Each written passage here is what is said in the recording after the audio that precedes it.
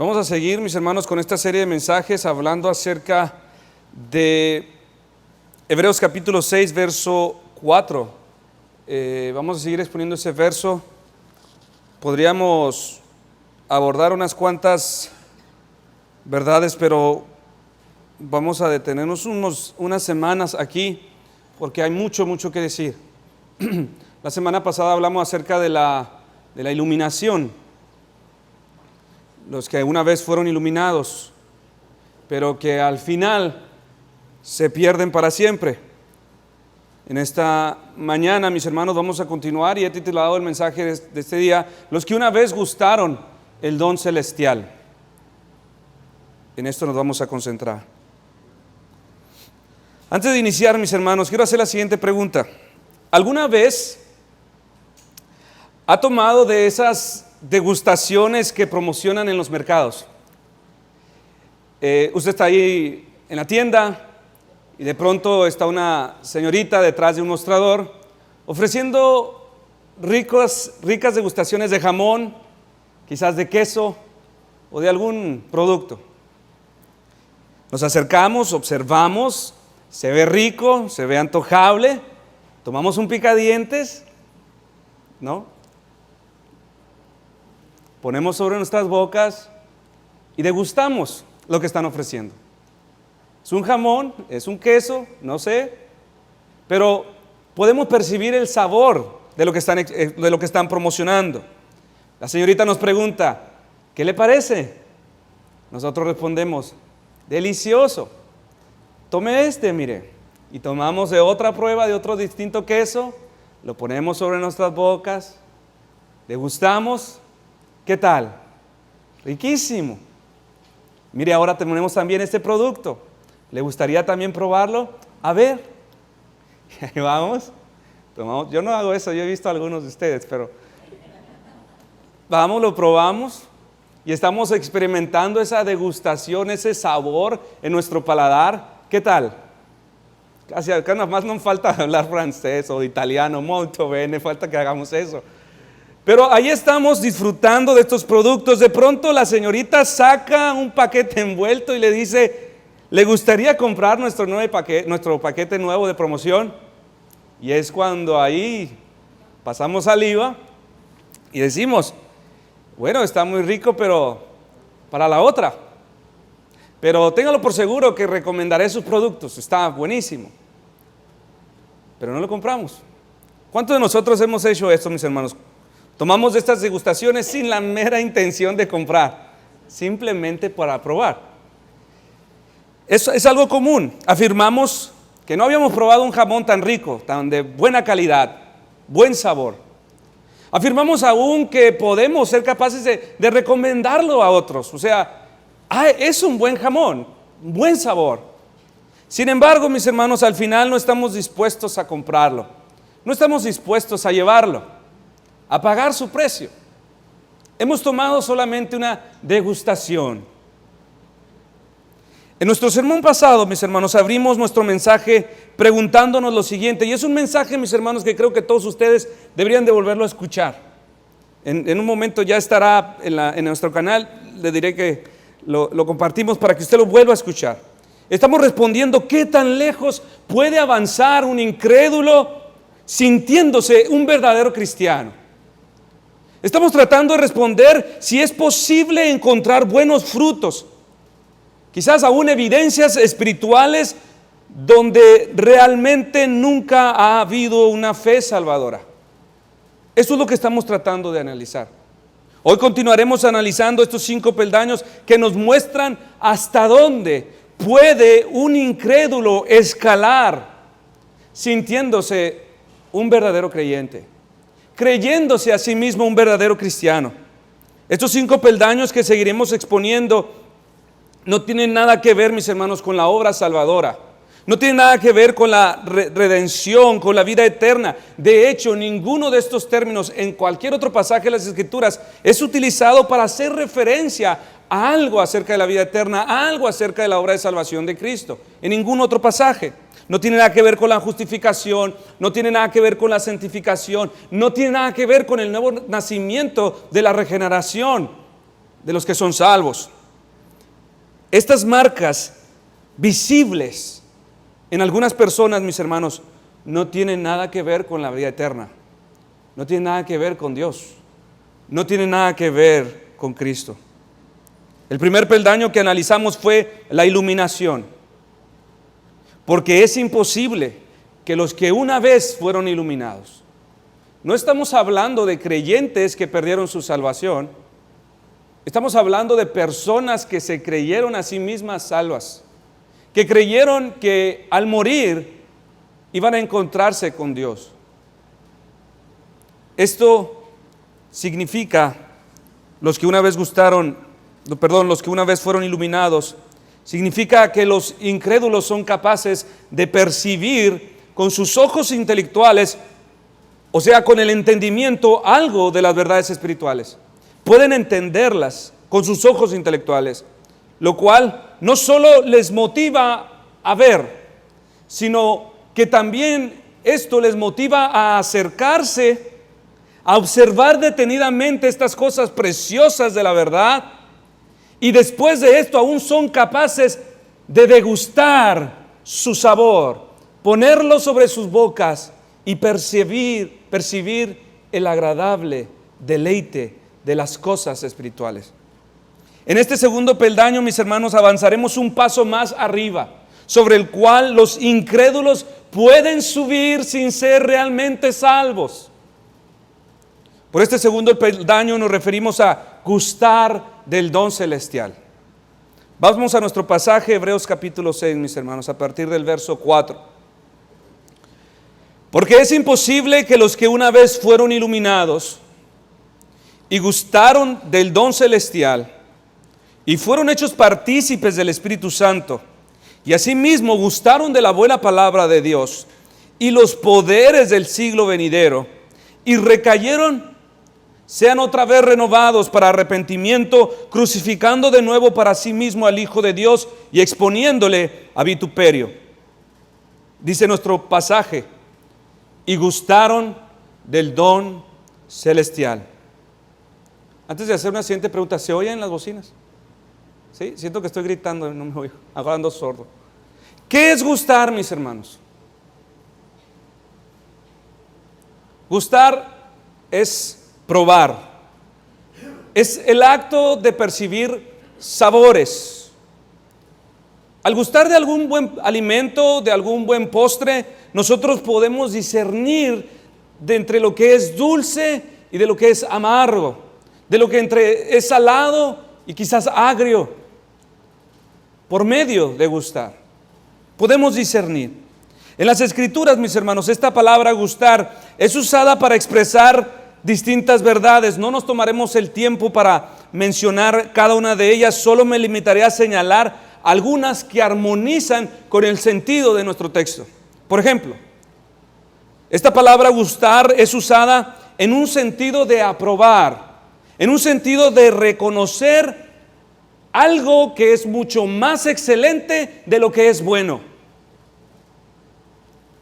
Por ejemplo, el maestresala de Juan 2:9, quien al probar el buen vino de Jesús, reconoció al esposo, al anfitrión de la casa, de la fiesta, diciendo: oye, mas tú has reservado el mejor vino hasta ahora. Este hombre estaba consciente que por lo general se servía lo mejor al principio y después dejaban lo peor. Pero de entre lo bueno dijo: todavía tenemos algo mucho más excelente. En ese sentido es que se usa la palabra gustar. En otro pasaje, como en Mateo 27:34, aparece en otro sentido, el cual después de probar no se desea más. Cuando a Cristo le dieron a beber vinagre, dice la Escritura que después de haberlo probado, después de haberlo gustado, no quiso más. Asimismo, mis hermanos, el sentido de la palabra gustar en nuestro verso conserva la connotación de que aunque se ha percibido como lo más excelente, como la calidad más sublime que podríamos probar, no existe la intención real de poseerlo, o como metafóricamente se expresa en nuestros textos, de beberlo o comerlo completamente. Solo degustar, Solo probar un poco. Esto es lo que trata de exponer nuestro texto.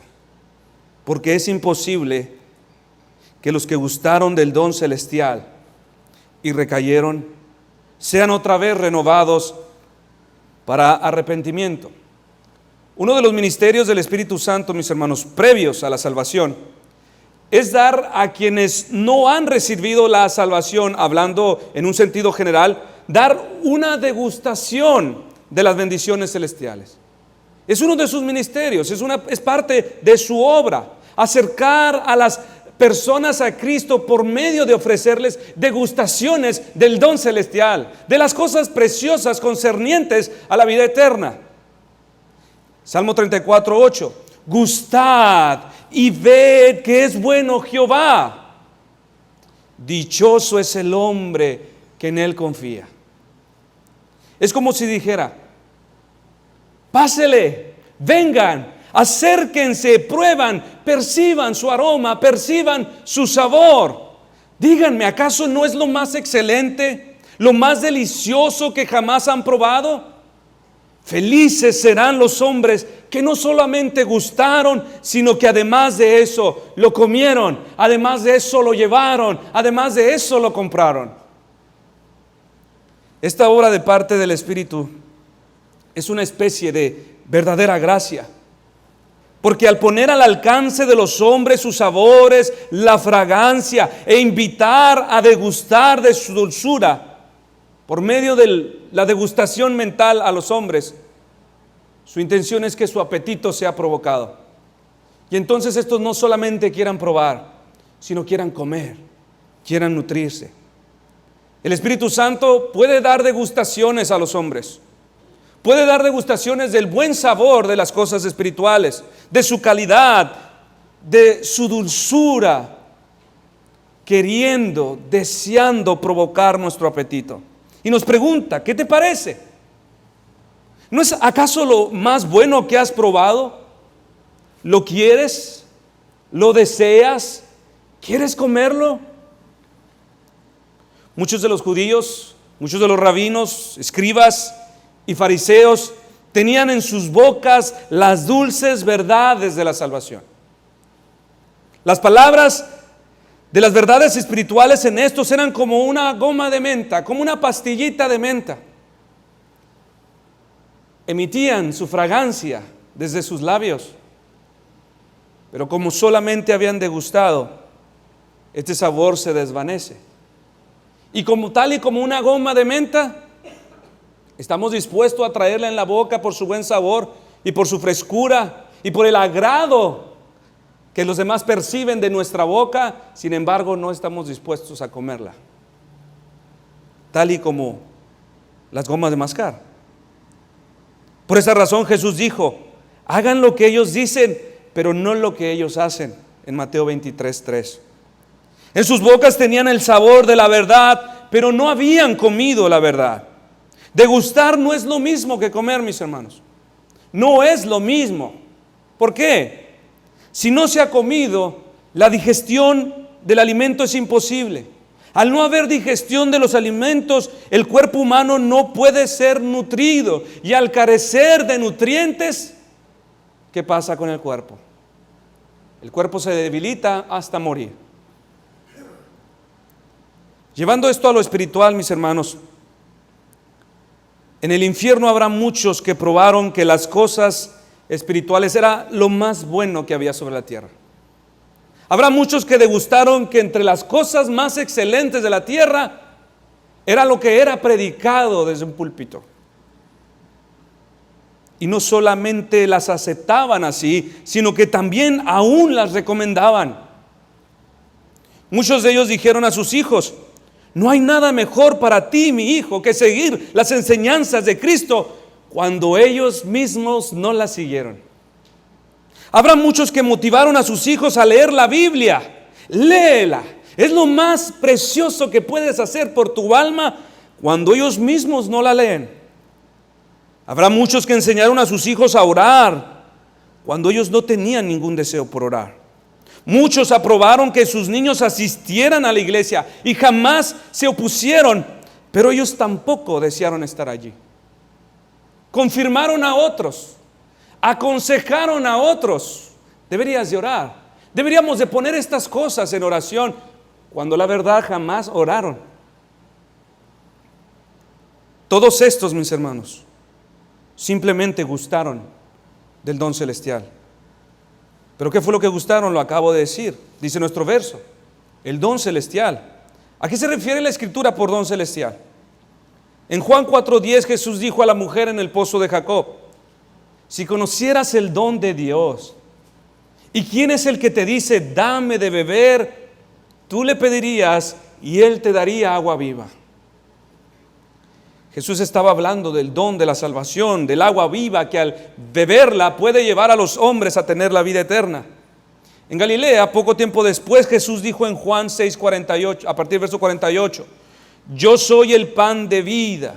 Vuestros padres comieron el maná en el desierto y murieron. Este es el pan que desciende del cielo para que el que de él come no muera. Yo soy el pan vivo que descendió del cielo. Si alguno comiere de este pan, vivirá para siempre. Note que no dijo, si alguno prueba, si alguno da una pellizcadita a este pan, si alguno toma una migaja, si alguno degusta. Él dijo, si alguno come, si alguno come. La vida eterna, mis hermanos, viene de comer, no solo de degustar.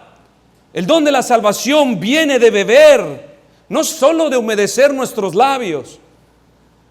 Siguiendo este lenguaje metafórico, la intención, la exhortación de nuestro pasaje a todos ustedes, mis hermanos, es que no solamente gusten, es que no solamente prueben las cosas o como buenas, o para nosotros, para nuestros hijos o para otros, sino que estemos dispuestos a comer hasta que estemos seguros de que estamos siendo nutridos. Que estemos dispuestos a beber hasta que estemos seguros que hemos sido hidratados espiritualmente. Un hombre, mis hermanos, puede morir de sed si todo lo que hizo frente a una fuente fue humedecer sus labios. Un hombre puede morir teniendo frente a él el más precioso y jugoso corte de carne si todo lo que hizo fue lamerlo. Todos aquellos que efectivamente han venido al Señor han venido a sentarse a la mesa para hacer algo más que degustar del buen sabor del banquete espiritual. Ellos están dispuestos a comer de Cristo, a alimentarse de Él, a obedecer su palabra, a someterse a sus mandamientos. Están dispuestos a digerirle como su alimento espiritual. Estos son los que se nutren, estos son los que crecen, los que extraen el máximo provecho para sus almas, y son solamente estos quienes son preservados para vida eterna. Lamentablemente, mis hermanos, existe otro grupo de personas que también se han sentado junto a estos a la mesa. Ambos están sentados en la mesa, pero estos que estoy mencionando se mantienen siempre como ayunando. Parece ser que siempre están a dieta. Parece que siempre dicen, ahorita no, no gracias. Solo miran, solo pellizcan, solo toman pequeños bocadillos. Estos solo quieren un poco, siempre, solo un poco, no mucho. Ambos, tanto el que come como el que gusta, puede hablarle perfectamente del gran sabor de este gran banquete. Ambos estarían muy de acuerdo que es un banquete delicioso. Coincidirán ambos perfectamente. Pero uno es nutrido, el otro está muriendo poco a poco. Los segundos, todo lo que tienen dentro de sus bocas es buen sabor. sabor que después de un tiempo se desvanecerá, quedando al interior de sus almas sin ningún tipo de nutriente, sin ningún tipo de provecho, y así al final morirán de hambre, porque todo lo que hicieron mientras estuvieron sentados en la mesa fue gustar del don celestial. Algunos grandes expositores de la historia, especialmente algunos puritanos, interpretaron este mismo texto diciendo que por gustar el don celestial, posiblemente no solamente se habla de Cristo y de su don de la salvación, sino que también puede ser más extenso su significado para referirse a toda clase de don perfecto que procede de Dios, a toda forma de bendición que viene del Padre. Por ejemplo, los dones. Los dones son gracias espirituales que de ninguna manera proceden del hombre natural. Estos vienen y proceden de Dios. Todo don perfecto procede de Dios. Algunos hombres han gustado de estos dones sin llegar a ser verdaderamente cristianos, mis hermanos. Eso es lo que he dicho. Usted se está preguntando, ¿qué fue lo que dijo? He dicho que algunos hombres pueden tener dones espirituales sin llegar a ser verdaderamente cristianos. Por ejemplo, el don de la predicación o de profetizar, este es un don espiritual. Judas fue un gran predicador. Recibió este don de parte de Dios. Y no solamente eso, podríamos tomar más tiempo a hablar que también recibió el don de milagros. Él junto con los otros 11 predicaron acerca de Cristo. Y no solamente él, sino que también, mis hermanos, Mateo 7 nos dice que tal y como Judas replicó seguramente en el trono de Dios, otros tantos también replicaron: Señor, Señor, ¿no profetizamos en tu nombre y en tu nombre expulsamos demonios e hicimos muchos milagros? A estos el Señor, con dones, dijo el Señor: apártense de mí, hacedores de maldad, porque yo no los conozco. Balaam, un hombre reprobado a los ojos de Dios, hizo una clara y verdadera profecía acerca de Cristo, diciendo: se levantará la estrella de Jacob. Puede estudiar esto en Números 24, si Pedro más adelante reprueba a todos los que se perdieron a la misma manera de Balaam. Pero Balaam hizo una clara profecía de Cristo: se levantará la estrella de Jacob. Él anunció la salvación. Sin embargo, él no se benefició de ella.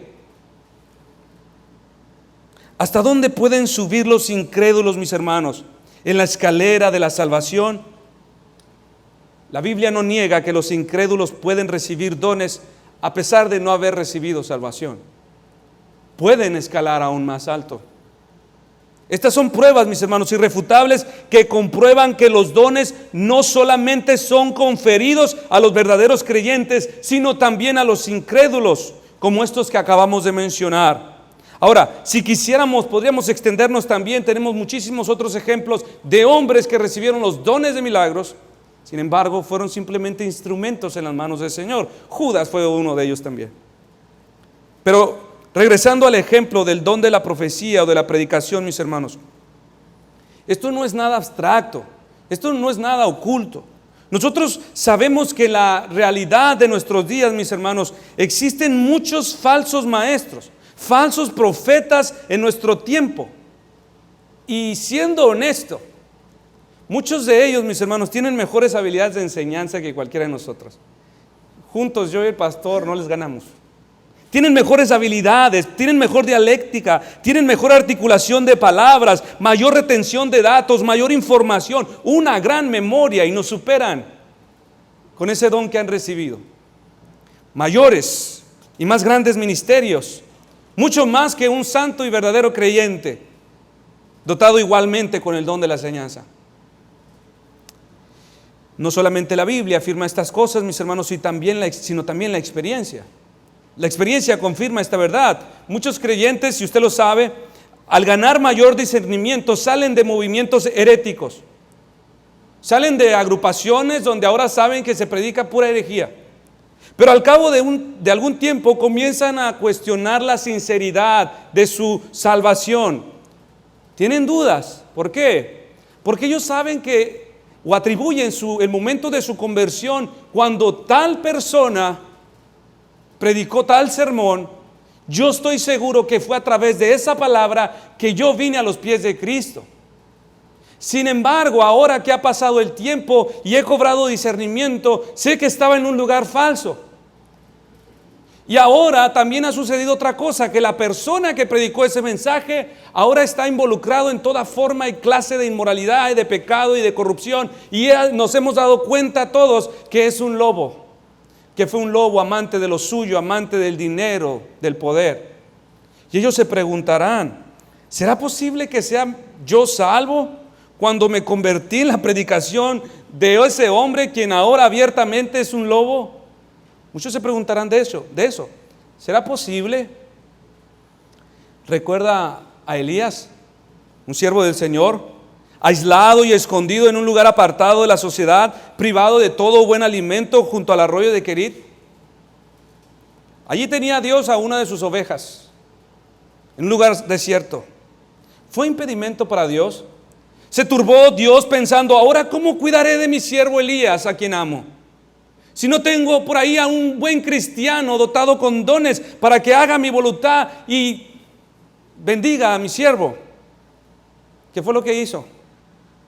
Allí estaban algunos cuervos, animales impuros, carroñeros.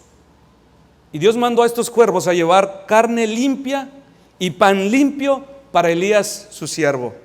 Unos cuervos. Esos animales, mis hermanos, en sí mismos no servían para nada. No servían para comer, su carne es mala, son impuros. Sin embargo, sí eran capaces de traer buena carne y traer buen pan para siervo Elías. Sí eran capaces, tenían la habilidad.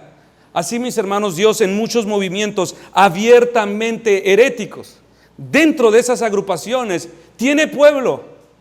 Y aun cuando parezca que nada bueno puede salir de ahí, Dios da dones a algunos de los hombres de ahí para nutrir a sus ovejas que están mezcladas en esos grupos. Y usa y bendice su palabra que de pronto sale de la boca de estos hombres y alimenta a los suyos. Esa ha sido la experiencia de multitudes, mis hermanos. Estando sumergidos en blasfemia tras blasfemia, nacieron de nuevo. Qué grandiosa es la gracia de Dios y el cuidado por sus ovejas. Dios tiene cuervos, Dios tiene lobos para que alimenten a sus ovejas, aun cuando ellos mismos, estos hombres, no tienen nada bueno en sí mismos y aun cuando ellos mismos no se alimentan de la palabra que predican. Un puritano, Matthew Mead, refiriéndose a la instrumentalidad de falsos profetas en las manos de Dios, dijo lo siguiente: un hombre inválido puede indicar el camino que habrás de seguir, aun cuando él no tenga la habilidad para caminarlo. Un hombre jorobado puede hacer el saco más recto y estrecho para un hombre esbelto, aun cuando él mismo jamás podría vestirlo o lucirlo. Un campo puede ser labrado y sembrado por los hombres que tienen las manos más sucias. Dios puede usar a los hombres, y de hecho usa a los hombres que han gustado de los dones para atraer a otros a Cristo, a pesar de que estos sean totalmente desconocidos para Dios. Dios puede usar a otro hombre, a un hermano, a otro hombre, a otra mujer, para confirmar a los creyentes en la fe, aun cuando él mismo es un extraño para Cristo. Los que degustan del don celestial, mis hermanos, son instrumentos en las manos de Dios. Por esta razón, mis hermanos, la enseñanza bíblica de que los hombres de Dios, por eso mis hermanos, la enseñanza bíblica es que los hombres de Dios se conocen por sus frutos y no por los dones. En ningún lugar dice sabramos quiénes son los de Dios quiénes son del Señor por sus frutos. No, dos por sus dones, sino por sus frutos. ¿Cuántos hombres hoy han apostatado de la fe cuando ellos mismos inspiraron a otros y enseñaron a otros y confirmaron a otros en el Señor? Tal vez alguno de ustedes fue enseñado y fue instruido por un hombre que ahora ya no tiene nada que ver con Cristo. Pero hermano, ¿cómo fue posible que este hombre nos engañara a todos? Podríamos preguntarnos. ¿Cómo fue que resultó un hombre falso? Si le vimos predicar la palabra, era mi predicador favorito. También vimos cómo el Señor le usó para edificar, para establecer a otros en el ministerio. Era un hombre exitoso. Mis hermanos, estos solamente degustaron del don de Dios. Y como solamente degustaron del sabor, este sabor tarde que temprano se desvanece. Ahora, no necesariamente tiene que llegar a ser un gran predicador, mis hermanos.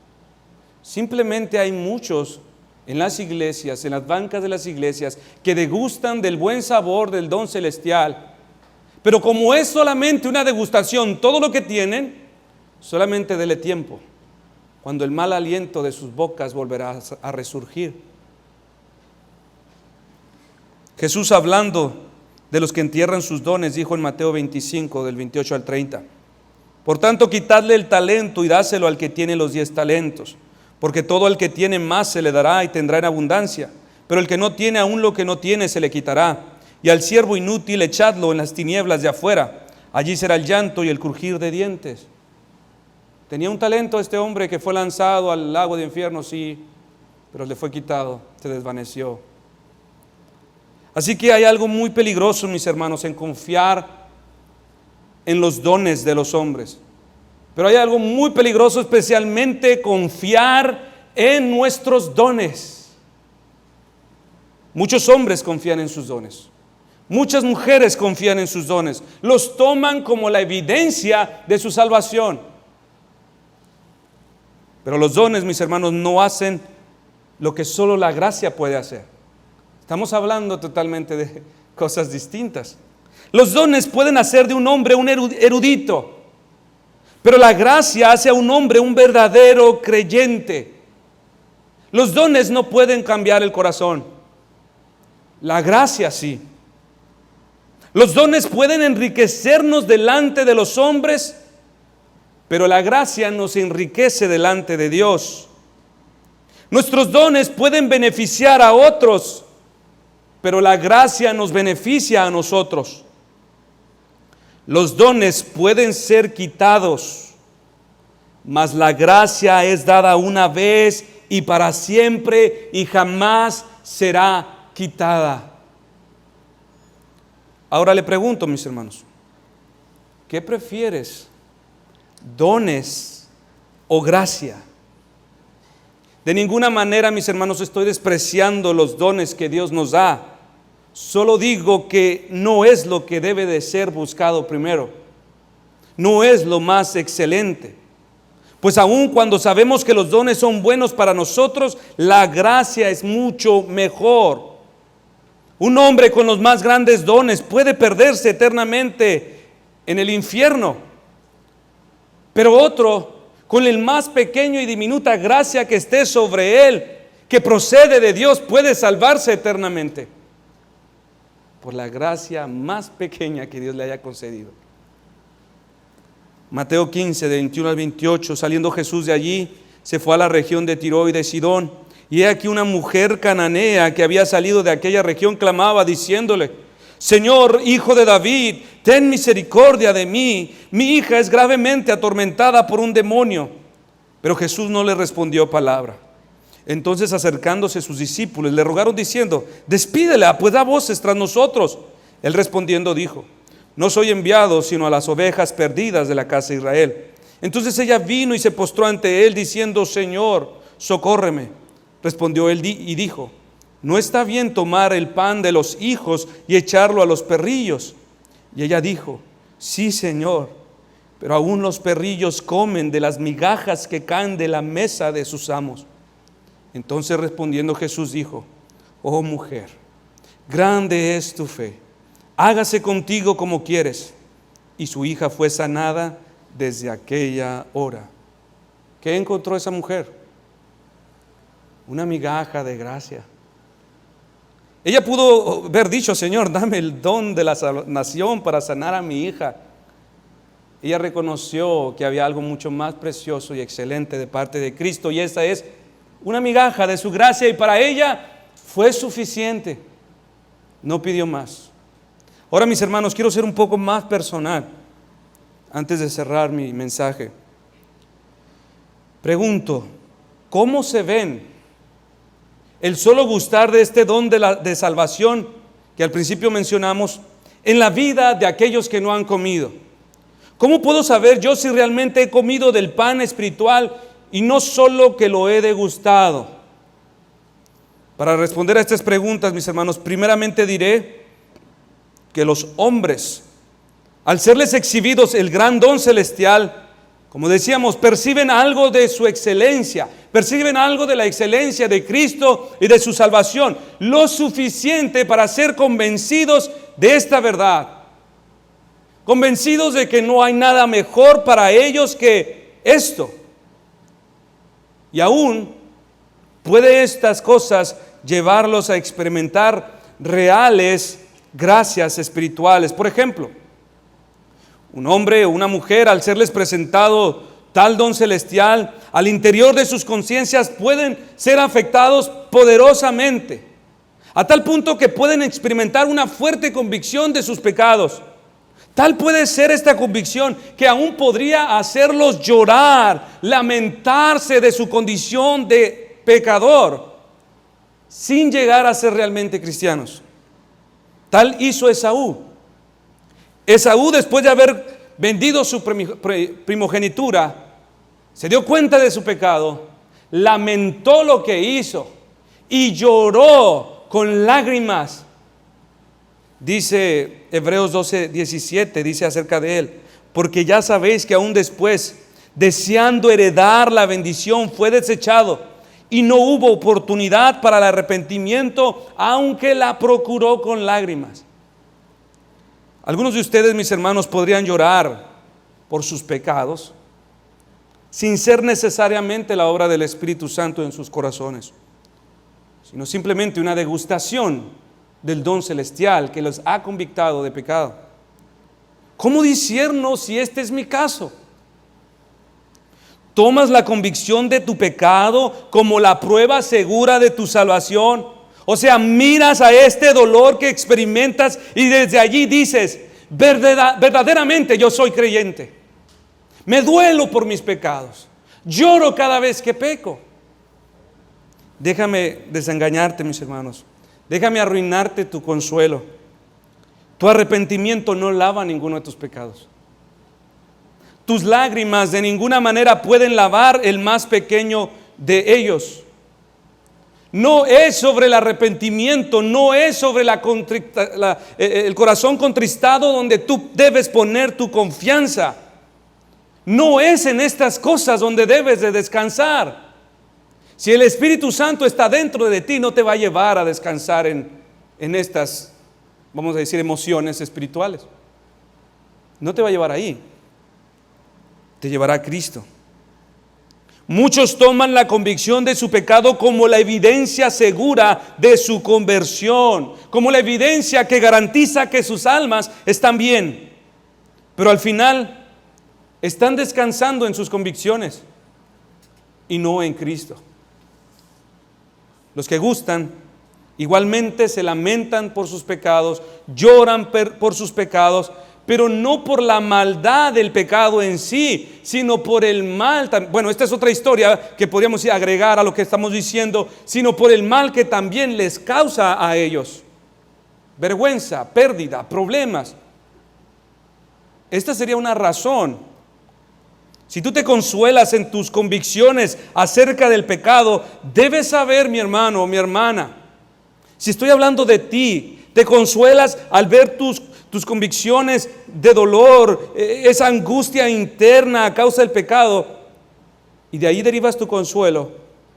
Debes de saber que el mismo infierno en este momento está lleno exactamente de este mismo tipo de lágrimas, pero en su máxima expresión. Pero hermano, me pregunto usted, ¿acaso no dice la Escritura: bienaventurados los que lloran? ¿No dice la Biblia: bienaventurados los que lloran? Yo lloro por mi pecado. Sí, mis hermanos, pero ninguna de estas lágrimas, si no brotan porque ahora ven la malicia del pecado en sí mismo, o porque su pecado es una deshonra a Cristo que le hace experimentar la más amarga separación de su Señor, ninguna de estas lágrimas son por causa son por obra del Espíritu Santo. Si alguno de ustedes cuando peca no llora por esa forma que experimentamos los cristianos, oh, siento que me he apartado del Señor, me siento despreciado del Señor, tiene que ver Cristo en esto, mis hermanos. Cristo debe estar involucrado en cada una de estas lágrimas. Mi imagen de Dios se ha deteriorado aún más. Las virtudes y las gracias que he recibido de Dios ahora las he manchado, las he perturbado. O lloras simplemente por el mal que te ocasiona ese pecado. Esta es una gran diferencia, mis hermanos, entre los que han degustado y los que han comido. Ahora, un hombre al gustar del don celestial no solamente puede ser convicto de pecado al punto de llevarlo a las lágrimas, sino también puede motivarle a confesar su pecado. Otra vez, Judas confesó todo su pecado. Él dijo con lágrimas: he traicionado sangre inocente. De una manera rindió cuentas. Alguno podría preguntar: hermano, pero ¿no es la confesión de pecados una característica común de los hijos de Dios? ¿Acaso no dijo el apóstol: si confesamos nuestros pecados, Dios es fiel y justo para perdonarnos? Ningún hombre que ha confesado realmente sus pecados ha sido privado de los beneficios del cielo. Ningún hombre. Pero muchos, mis hermanos, se han privado a sí mismos al confesar sus pecados, suponiendo que esto les hace buenos, suponiendo que la confesión de pecados les justifica delante de Dios y esto lo limpia. Algunos confesarán sus pecados y serán salvos. Otros confesarán sus pecados y perecerán. Muchos confiesan sus pecados simplemente como una mera costumbre, un buen hábito que trae descanso, que trae alivio a sus conciencias. He confesado mis pecados, me siento mejor. En el infierno, mis hermanos, hay millones de personas que solamente oraron al Señor cuando quisieron traer alivio a sus mentes, a sus corazones. En sus registros del libro de la vida solo hay confesión de pecado y no hay nada más.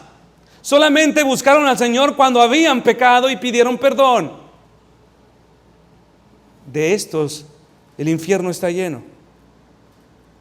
Muchos otros confesaron sus pecados cuando el agua les llegó al cuello, tal y como Faraón, cuando ya tenía el agua encima, las plagas encima, las plagas de Egipto.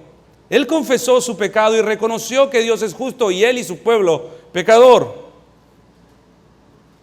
Muchos otros que también estarán allí confesarán igualmente sus pecados, pero no teniendo el menor deseo de abandonarlos. Confiesan pecados, sí, pero no existe la más mínima intención de abandonarlos. Confesarán los pecados que han cometido, lo nombrarán con nombre cada uno, pero al final no abandonarán los pecados que han confesado. Ellos saben, tú sabes cuántos pecados has cometido, tú sabes cuántos has confesado delante de Dios y no te has apartado de ellos. Eso es gustar del don celestial. Eso se parece más a la degustación celestial que comer del pan celestial. Es como el arrepentimiento, mis hermanos, de los creyentes. Es algo que fluye naturalmente, como fluye el agua de una fuente de agua. Naturalmente. No es como una cafetera que se expone al fuego y entonces empieza a salir el agua. Así es el arrepentimiento en tu caso. Otros, al ser descubiertos, confesarán sus pecados. Pero el arrepentimiento verdadero es como el agua, como hemos dicho, brota naturalmente, no cuando es expuesto al fuego. Así que al ver gustado el don celestial, mis hermanos, algunos sentirán dolor por sus pecados, pero será todo. Otros no solamente sentirán dolor, sino que serán motivados a confesarlos. Mas otros aún escalarán más alto en los peldaños de la salvación, pues no solamente sentirán el peso, no solamente los confesarán, sino que también se apartarán de ellos. Pero a pesar de que han hecho todo esto, son casi salvos. Son casi salvos. Al gustar el don celestial de Dios, los hombres podrían ser motivados después de confesar también a abandonar sus lujurias, sus mentiras, la envidia, los chismes, el adulterio, la pornografía, etcétera, etcétera. Serían motivados a apartarse.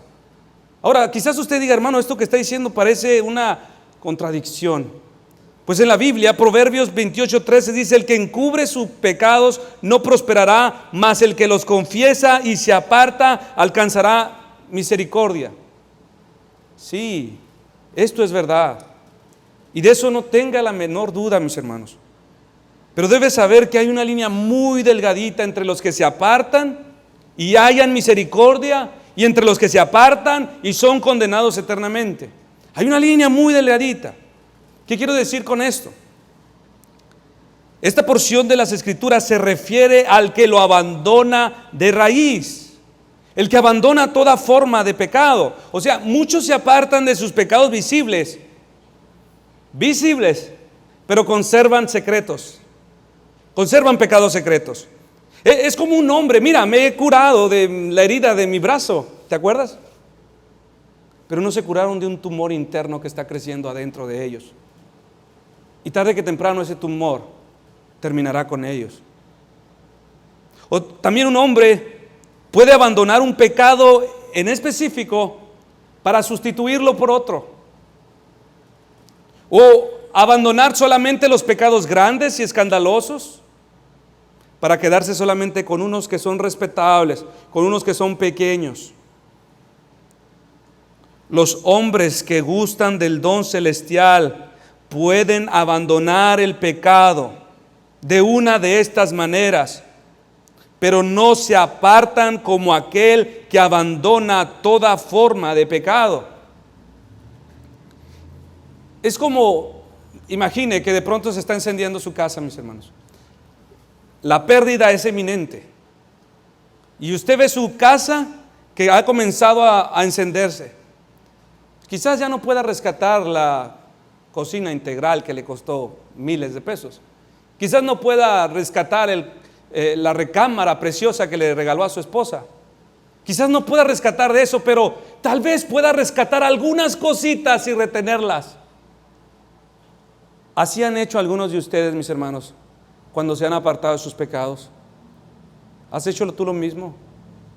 ¿Te has apartado de aquellos pecados escandalosos, pero te has reservado algunos para ti? Cuando viste que ya esto es inminente, la destrucción es inminente por el fuego, sin embargo te has quedado con algunos. Es como un ladrón que se rinde ante la imposibilidad de escapar cuando muchos oficiales armados le han rodeado. Sí, ya tiró la navaja, tiró la pistola, se arrodilló al suelo, se tiró, pero su rebelión y su aborrecimiento por la ley aún es conservada en su corazón.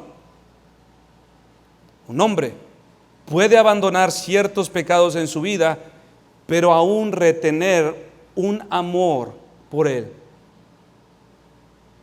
Aquí está el problema de todo lo que hemos venido diciendo. La raíz del pecado aún está tan viva como cuando naciste con ella. El amor. El pecado, mis hermanos, de cualquier forma es mala. Pero hay menor pecado en pecar y no amarlo que en pecar y amarlo. Esto fue lo que dijo Pablo: aborrezco el pecado. No solamente los que son visibles, no solamente unos cuantos pecados, no solamente los que me dañan. Él dijo: aborrezco el pecado en cualquier forma de expresión. ¿Amas el pecado, mis hermanos?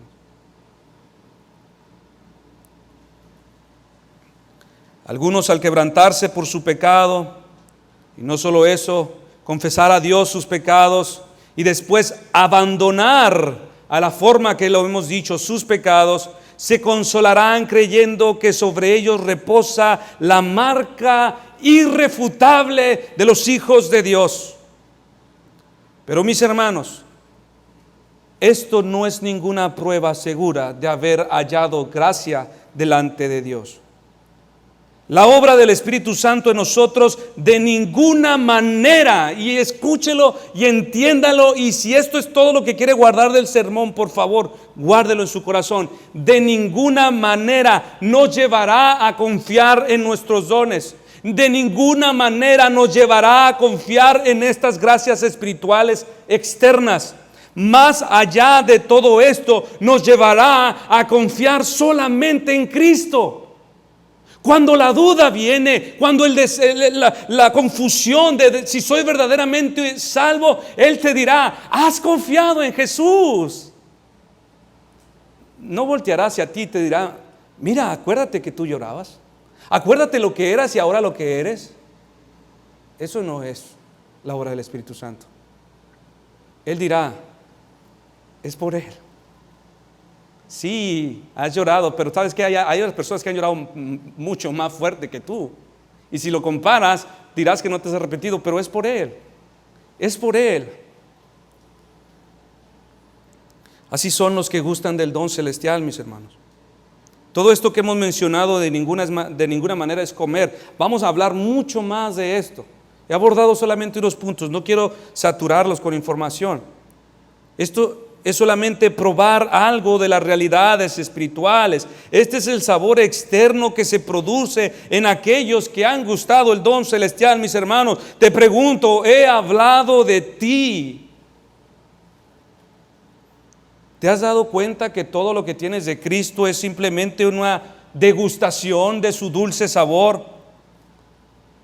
Ahora la palabra que ha traído el Señor en esta mañana ha descubierto algo del engaño que abrigabas en tu corazón. ¿Te consolabas en esto antes en lugar de la persona de Cristo?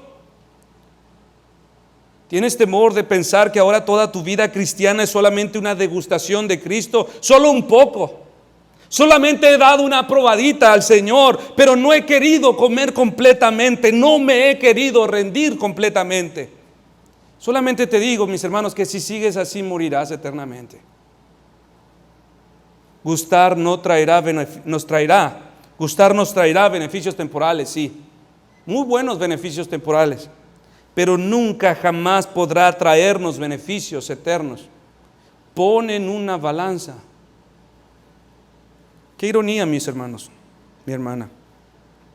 Aquellos que nos traen lo más excelente, el más excelente beneficio, no queremos comer. No lo queremos beber, solamente queremos degustar aquello que solamente lo queremos degustar, pero aquello que nos trae más daño, aquello que nos perjudica, eso sí lo queremos comer. Proverbios 15:16 dice acerca de los hombres: beben la iniquidad como agua. No dice prueban, la beben completamente. Quiero decir simplemente una última cosa para cerrar. El Salmo 116:13 dice algo acerca de Cristo. Él dice: tomaré la copa de la salvación e invocaré el nombre de Jehová.